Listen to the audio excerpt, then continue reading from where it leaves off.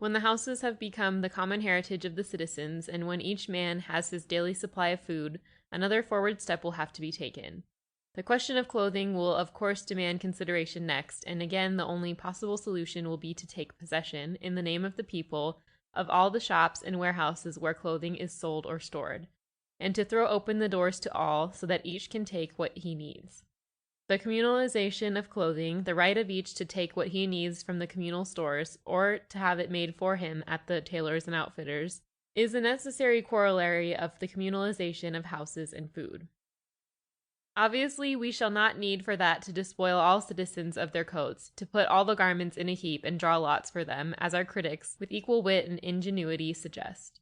Let him who has a coat keep it still. Nay, if he have 10 coats, it is highly improbable that any one will want to deprive him of them. For most folk would prefer a new coat to one that has already graced the shoulders of some fat bourgeois. And there will be enough new garments and to spare, without having recourse to second-hand wardrobes. If we were to take an inventory of all the clothes and stuff for clothing accumulated in the shops and stores of the large towns, we should find probably that in Paris, Lyon, Bordeaux, and Marseille, there was enough to enable the commune to offer garments to all the citizens of both sexes. And if all were not suited at once, the communal outfitters would soon make good these shortcomings.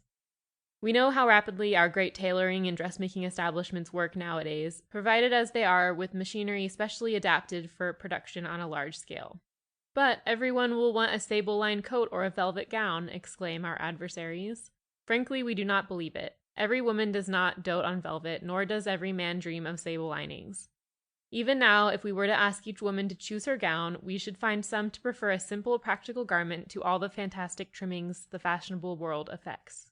Tastes change with the times, and the fashion in vogue at the time of the Revolution will certainly make for simplicity. Societies, like individuals, have their hours of cowardice, but also their heroic moments. And though the society of today cuts a very poor figure sunk in the pursuit of narrow personal interests and second-rate ideas, it wears a different air when great crises come. It has its moments of greatness and enthusiasm. Men of a generous nature will gain the power which today is in the hand of jobbers. Self-devotion will spring up, and noble deeds beget their like. Even the egotists will be ashamed of hanging back, and will be drawn in spite of themselves to admire, if not to imitate, the generous and brave. The Great Revolution of 1793 abounds in examples of this kind, and it is ever during such times of spiritual revival, as nature to societies as to individuals, that the springtide of enthusiasm sweeps humanity onwards.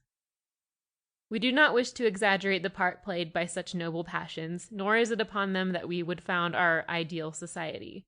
But we are not asking too much if we expect their aid in tiding over the first and most difficult moments. We cannot hope that our daily life will be continuously inspired by such exalted enthusiasms, but we may expect their aid at the first, and that is all we need. It is just to wash the earth clean, to sweep away the shards and refuse, accumulated by centuries of slavery and oppression, that the new anarchist society will have need of this wave of brotherly love.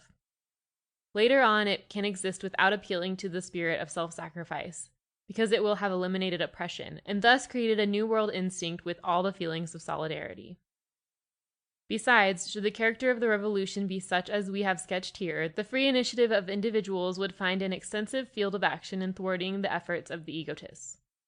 Groups would spring up in every street and quarter to undertake the charge of the clothing. They would make inventories of all that the city possessed, and would find out approximately what were the resources at their disposal. It is more than likely that in the matter of clothing the citizens would adopt the same principle as in the matter of provisions.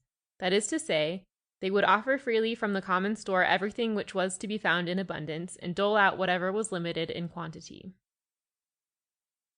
Not being able to offer to each man a sable-lined coat and to every woman a velvet gown, society would probably distinguish between the superfluous and the necessary, and, provisionally at least, class sable and velvet among the superfluities of life, ready to let time prove whether what is a luxury today may not become common to all tomorrow.